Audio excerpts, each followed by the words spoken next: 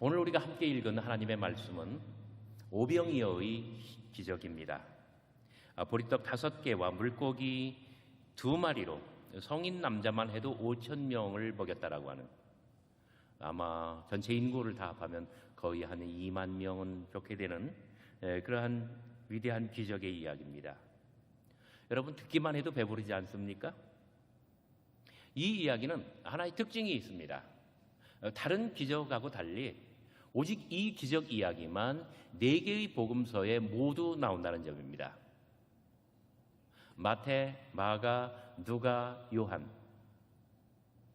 복음서 저자에 따라서 어떤 사람은 이 기적을 포함시키고 다른 복음서 저자는 포함시키지 않고,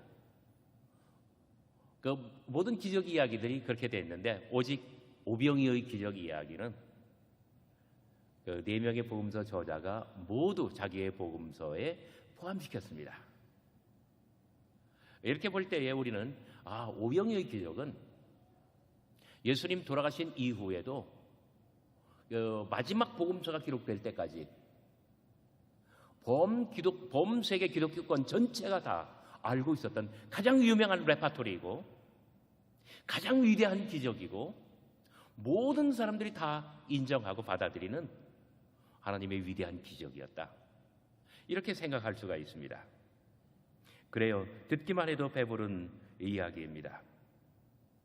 그런데 예수님 공생의 사역 중 가장 대표적인 이 독보적인 기적 이야기에는 몇 가지 어떤 숨겨져 있는 의미의 코드가 있습니다. 요한복음은 바로 그러한 점들을 굉장히 잘 본문 속에 감춰놓았습니다. 마치 우리가 어렸을 때에 또는 어린이들 데리고 숲속에 가서 보물찾기를 하는 것처럼 오늘 이야기를 통해서 저와 함께 수수께끼를 풀어봅시다. 아마 20곡이라고 한다면 20곡에 다 넘기 전에 어떻게 해결을 한번 찾아봅시다. 정답이 무엇일까요? 특별히 오늘 1, 2, 3절 안에는 예수님의 그 지리적인 이동이 나타납니다. 요한복음은 굉장히 유명하죠. 2장, 5장, 7장, 12장. 다 외우시나요? 한번 해볼래요? 몇 장 몇 장? 2장, 5장, 7장, 12장. 이 4번에 걸쳐서 예수님께서는 예루살렘에 올라가십니다. 마태, 마가, 누가 이 앞에 나오는 3권의 책 공간복음에서는 오직 한 번만 올라가셔요. 공생애 중 마지막에 한 번만 예루살렘에 올라가셔요. 근데 요한복음은 2장, 5장, 7장, 12장 4번에 걸쳐서 올라가시는데, 그러니까 5장에서 예루살렘 다녀오시고 그리고 7장에서 다시 가실 거예요. 그 사이에 오병이어의 기적과 갈릴리 바다 무리를 걷는 기적 이야기가 배치되어 있습니다. 예수님께서는 예루살렘 방문하신 후에 갈릴리 바다 티베리아스 건너편에 오셨습니다. 큰 무리가 따르는데 예수님께서는 높은 산 위에 올라 앉으십니다. 바로 그 자리에 제자들도 함께 했다고 합니다.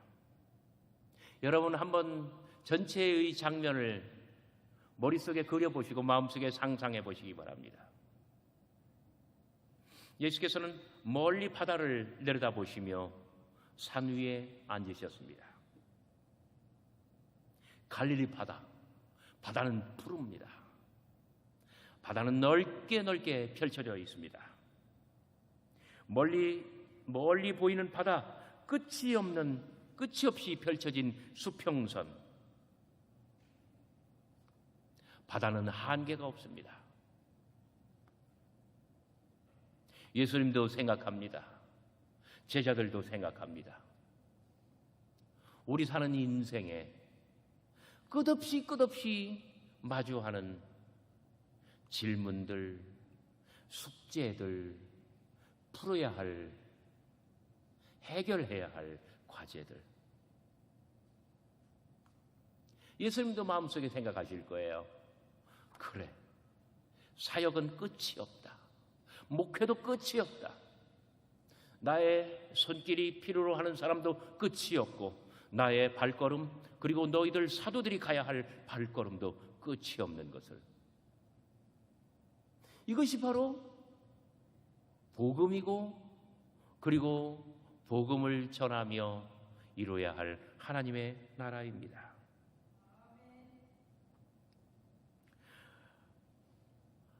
큰 무리가 예수님의 일행을 따랐다고 하는데, 예수님이 풀어야 할, 그 제자들이 풀어야 할 그 큰 과제 속에는 저들의 배고픔이 포함되어 있습니다. 큰 무리가 따르지만은 특별히 몇 절입니까? 3절입니까? 2절입니다. 여러분 2절 같이 한 음성으로 크게 한번 읽어보시겠습니까? 시작. 큰 무리가 따르니 이는 병자들에게 행하는 표적을 보았음이로라. 큰 무리는 예수님께서 병자들에게 행하시는 그 큰 표적을 보았습니다.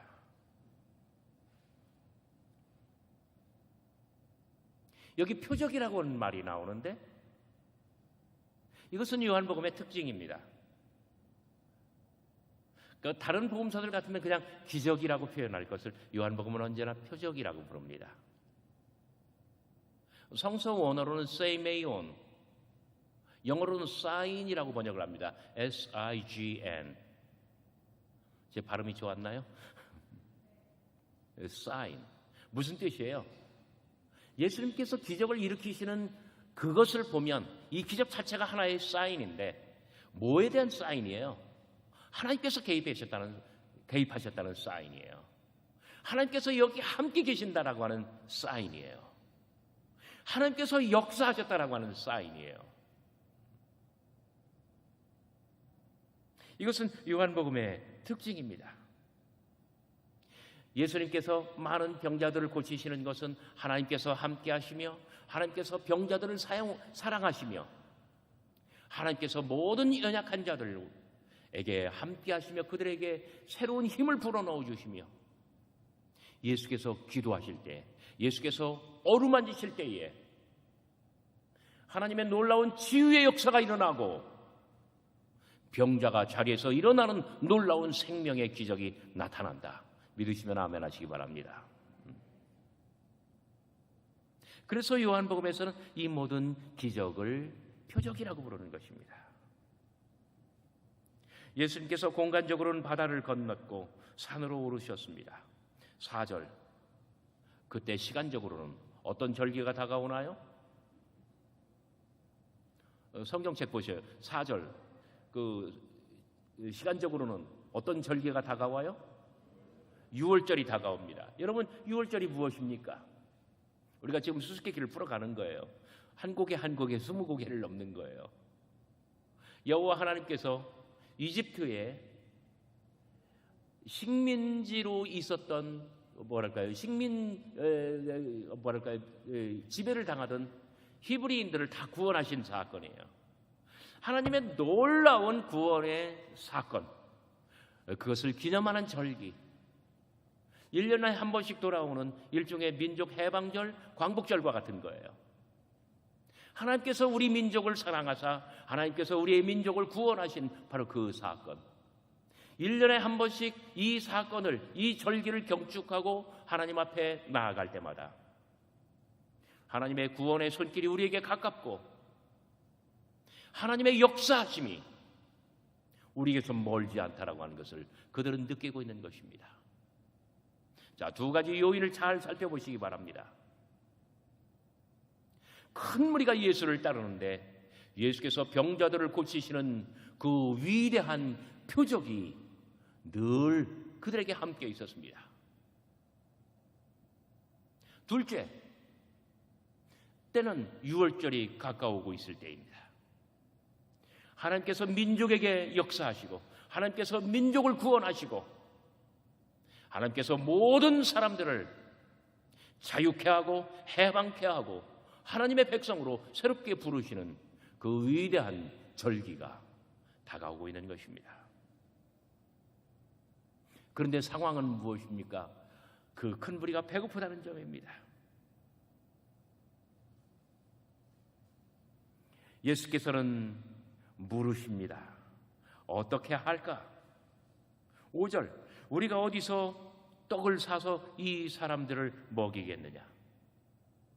참고로 우리 성경에서 떡이라고 번역된 모든 것은 사실상 빵입니다.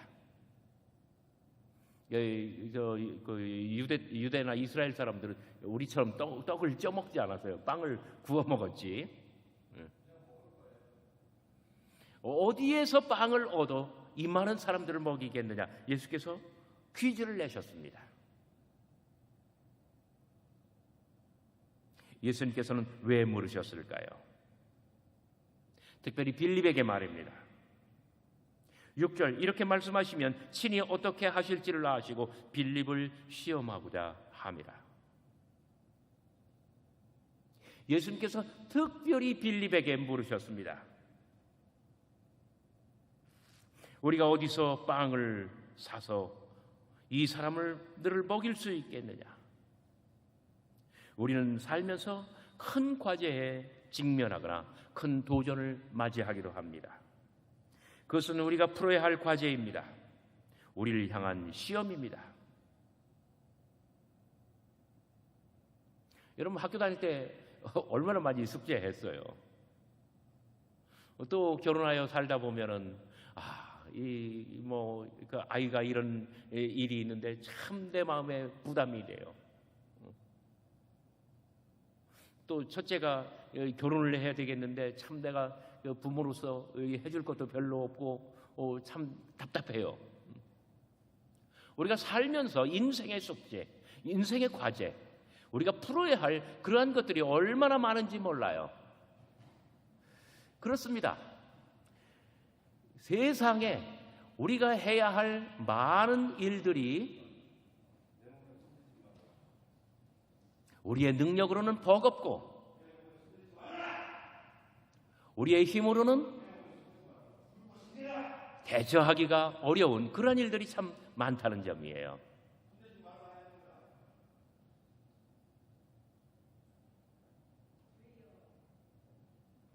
오늘 오병이의 기적의 제자들은 그 과제, 그 시험에 직면해 있습니다.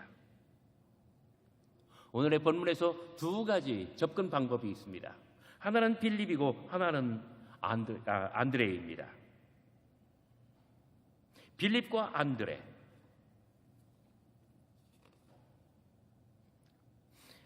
빌립이 예수님의 질문에 7절 이렇게 답합니다. 각 사람으로 조금씩 받게 할지라도 200데나리온의 빵이 부족하리이다. 아마 그냥 200데나리온 오늘 돈으로 하면 그냥 거칠게 계산하면 한 7천만 원, 1억 뭐 이 정도 되는 돈이 될 것 같아요. 200데나리온의 빵을 사다가 어마어마하게 이게 막 트럭으로 사다가 다 풀어주고 그리고 조금씩만 먹게 한다 할지라도 그래도 부족할 것 같습니다. 이것이 바로 빌립의 대답이었습니다. 여러분, 빌립은 머리가 좋은 사람입니다. 빌립은 계산이 정확한 사람입니다. 빌립은 스케일이 큰 사람입니다. 큰 문제에 대해서 크게 생각합니다. 정확하게 계산을 뽑았습니다. 그러나 예수는 계산 능력과 규모 이런 것을 묻고 또 대답을 기대하시는 것이 아닙니다. 많은 사람들이 계산 때문에 일을 못하고 규모가 겁이 나서 망설이다가 시작조차 못합니다. 목표가 너무 크고 높아서 엄두조차 내지 못합니다.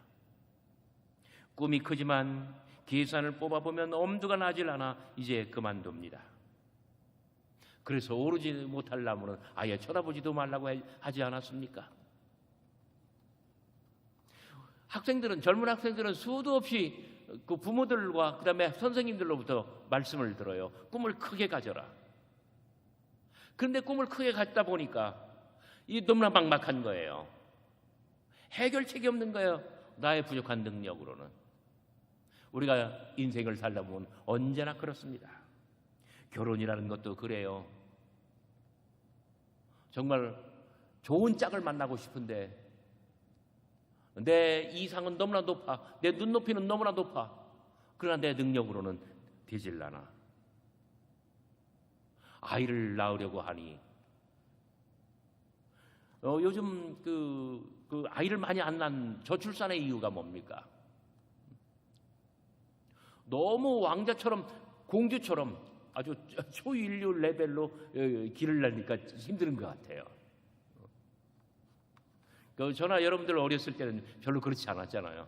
일단 죄송합니다 이렇게 말해서 어머니 아버님이 낳아놓으니까 그냥 다 컸잖아요. 그래서 사실 살다 보면 되는 거예요.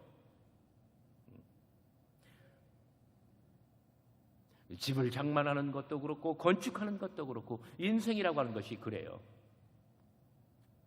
제가 대학원에서 논문을 지도하는데 논문도 그래요. 너무나 완벽한 논문을 쓰려고 하니까 엄두가 나서 첫 페이지를 쓰지를 못하는 거예요. 지금 어쩌면 빌립이 그렇습니다. 빌립은 생각합니다. 그냥 빌립은 모범생이에요. 와, 한눈에 봐도 한 2만 명은 되는데 200데나리온의 빵을 사다가 이 사람들을 조금씩만 준다 하더라도 택도 없이 부족해요.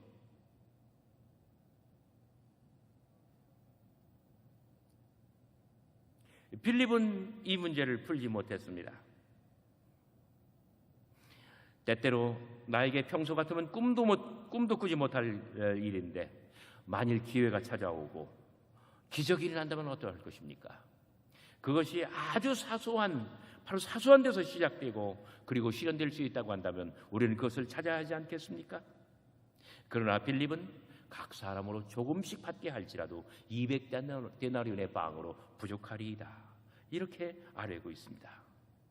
이것이 바로 빌립의 어떤 모범적인 계산이기도 하지만 그러나 다른 한편으로 보면은 이것이 바로 빌립의 그릇이에요.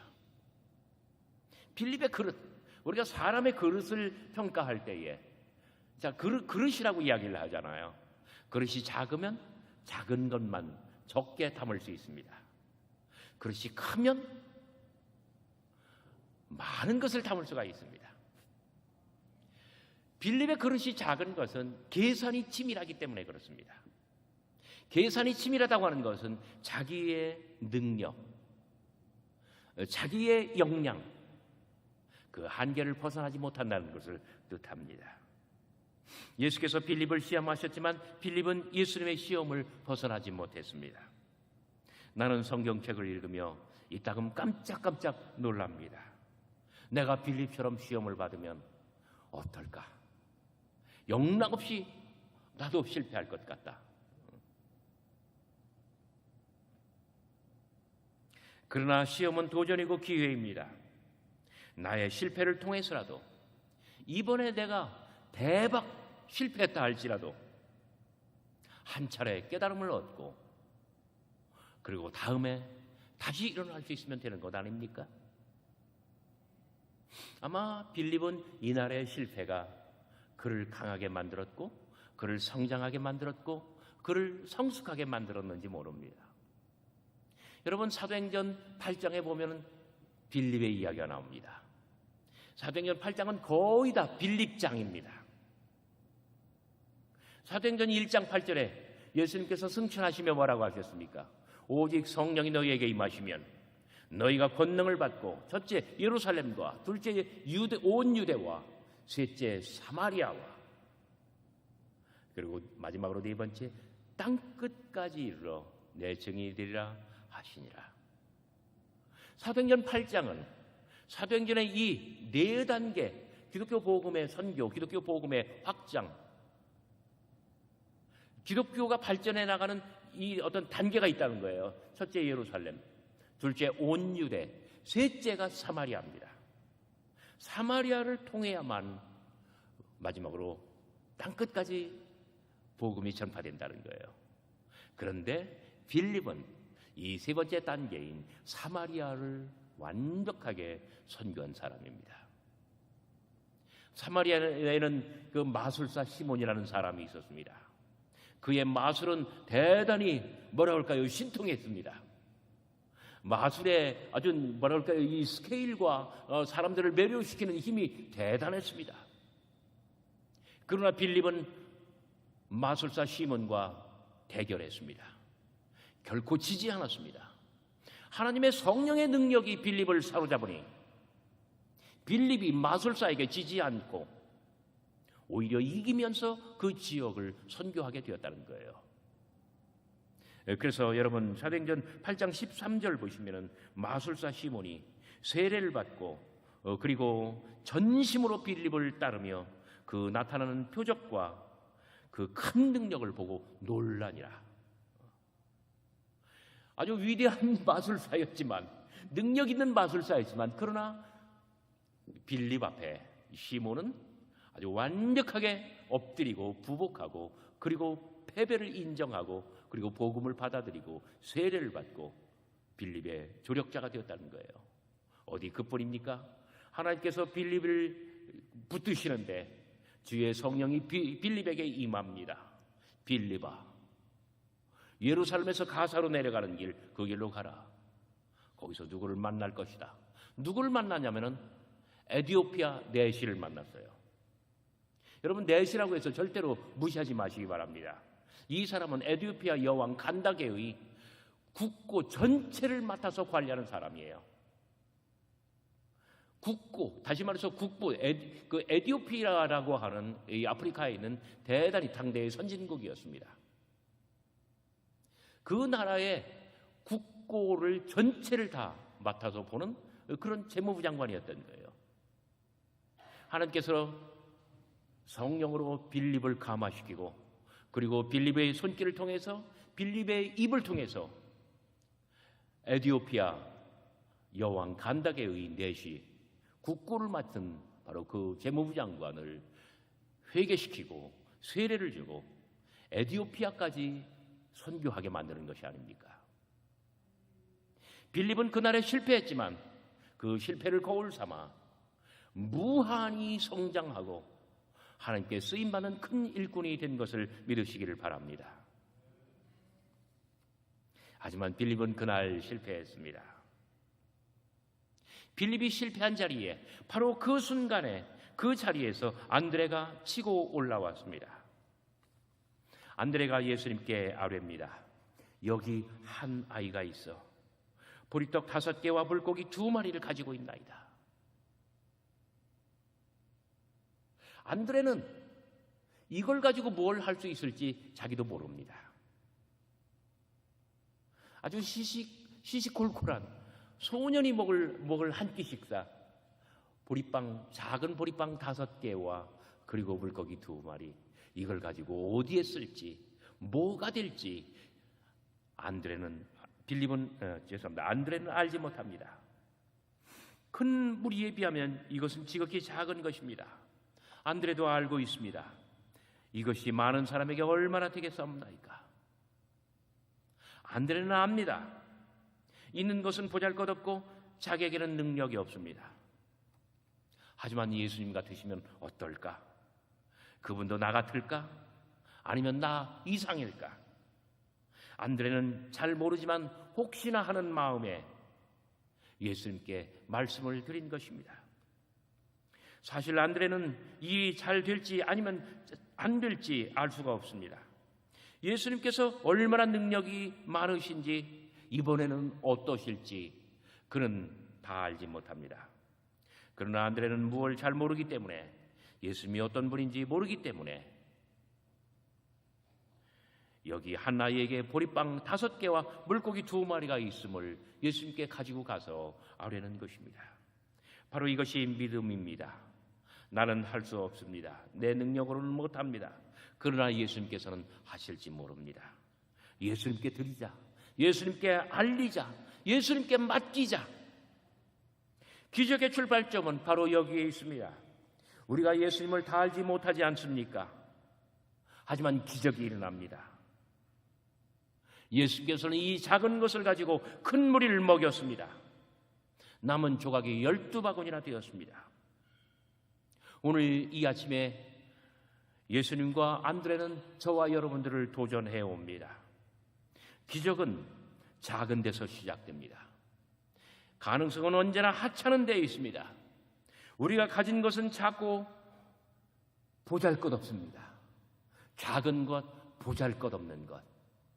그것은 하찮기 때문에 언제나 우리들 주변에 널려 있습니다. 그렇기 때문에 바로 여기에서 큰 기적이 일어나는 거예요.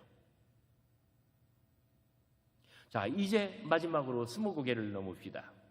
마지막으로 오늘의 이 사건, 이 이야기에 담겨져 있는 수수께끼를 풀어봅시다.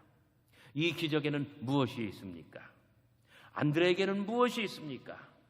무엇이 기적을 일으키도록 안드레를 그렇게 만들었냐 하는 것입니다. 그 첫 번째는 바로 충성심, 예수님께 순종하는 마음입니다. 예수님께서 제자들에게 하문하셨습니다. 우리가 어디서 빵을 얻어 이 사람들을 먹이겠느냐? 예수님의 이 질문, 예수님의 이 하문, 예수님의 질문 속에는 여러분, 우리가 정말 눈치 있게 생각을 한다면 예수님이 무엇을 원하시는지를 알 수가 있어요. 우리가 어디서 빵을 얻어 이 사람들을 먹이겠느냐? 예수님께서 원하시는 것이 무엇인가? 예수님께서 기대하시는 게 무엇인가? 예수님께서 하시고자 하시는 것이 무엇인가? 예수님의 원하시는 것과 예수님의 기대와 예수님의 의지를 볼 수 있다는 거예요. 여기에서 빌립과 안드레의 차이가 나는 거예요. 빌립은 자기의 계산으로 접근했습니다.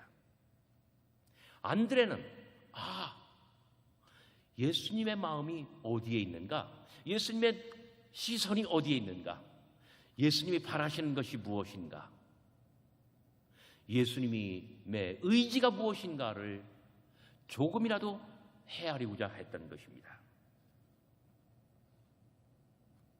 두 번째, 빌립에게는 있고 안드레에게는 있는, 빌립에게는 없고 안드레에게 있는 두 번째 중요한 것이 있습니다. 그것은 뭐냐면 믿음이고 확신입니다. 자, 예수님께서 이걸 기대하시고 예수님께서 이걸 원하시고 이것이 바로 예수님의 의지라고 한다면 어딘가에 답이 있다. 어딘가에 열쇠가 있다. 어딘가에는 해결책이 있다. 그렇다면 가능성이 있을 거예요. 어딘가 이 모든 문제를 해결할 수 있는 열쇠가 있을 거예요. 아마 안드레는 힌트를 얻었을 거예요. 어디에서? 여러분, 힌트는 2절에 있습니다. 여러분 성경책 한번 요한복음 6장 2절을 보고 한번 힌트가 무엇인지, 안드레는 어디서 힌트를 얻었을 것인지 한번 찾아보시기 바랍니다. 무엇입니까? 많은 병자들을 고치신 큰 표적. 예수님께서는 오늘의 이 사건 이전에 이미 많은 기적을 베풀으셨어요.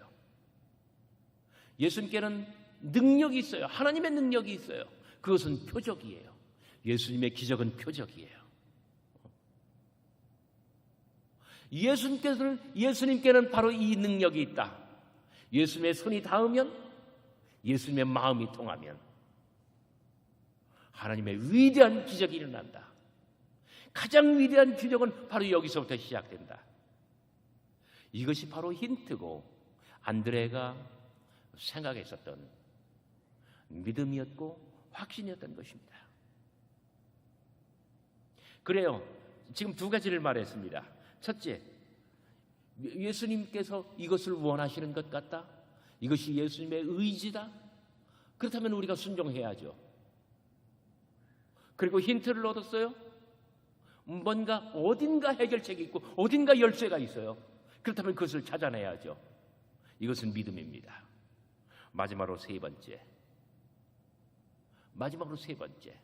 저는 오늘 이것을 말씀드리고 싶어요. 그것은 한마디로 말하면 간절함입니다. 간절함이에요. 어떻게 해서라도 이것을 만들어 봐야 되겠다. 어떻게 해서라도 이것을 풀어야 되겠다. 어떻게 해서라도 결과적으로는 이 많은 무리 2만 명을 다 먹여야 되겠다. 내 가진 것은 별로 없습니다. 내 능력은 너무나 보잘것없습니다. 내 힘으로는 어쩌면 불가능합니다.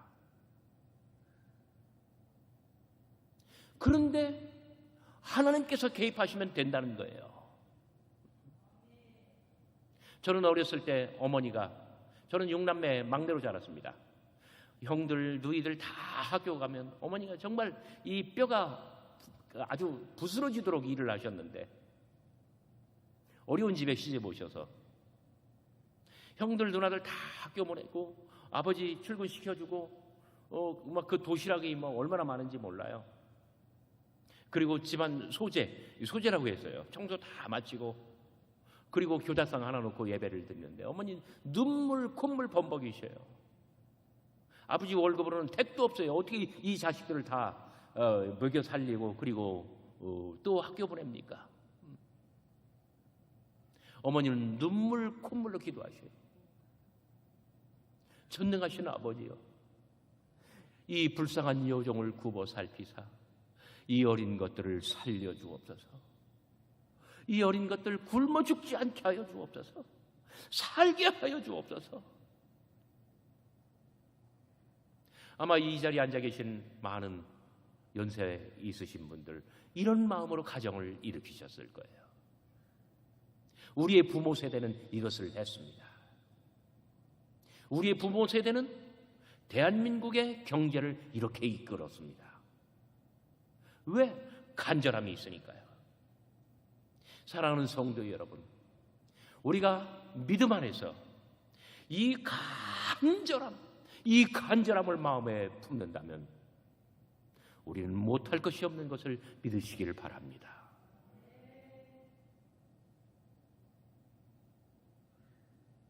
안드레에게는 이것이 있었어요. 그는 예수님의 한 말씀 속에서 확신을 얻었습니다. 우리가 어디서 빵을 얻어 이 사람들을 먹일 수 있겠느냐? 안드레는 압니다. 이것은 예수님의 의지다. 먹이자는 이야기다. 어쨌든 결과적으로는 먹여야만 된다. 그렇다면 어딘가 해결책이 있다. 어딘가 열쇠가 있다. 어떻게 해서든 이것을 해야 된다. 그는 눈을 씻고 어디에 해결책이 있는지 찾아 나섭니다. 그는 마음을 다하고 뜻을 다하고 전심으로 열쇠가 어디 있는가 찾으려 합니다. 그리고 가지고 온 것이 한 소년의, 한 어린아이의 보리빵 작은 5 알갱이, 5 덩어리, 그리고 조그마한 물고기 2마리입니다. 그리고 주님께 바칩니다. 너무나 보잘것없는 것이지만 그러나 어떻게 해볼 수 있겠습니까? 하나님께서는 바로 이런 마음의 감동을 받으시고, 하나님께서는 이런 자의 노력을, 이런 자의 정성을 높게 평가하시며, 바로 이러한 간절함, 이러한 믿음, 이러한 정성이 천국의 보좌를 흔들며 위대한 기적을 이끌어내는 것을 믿으시기를 바랍니다.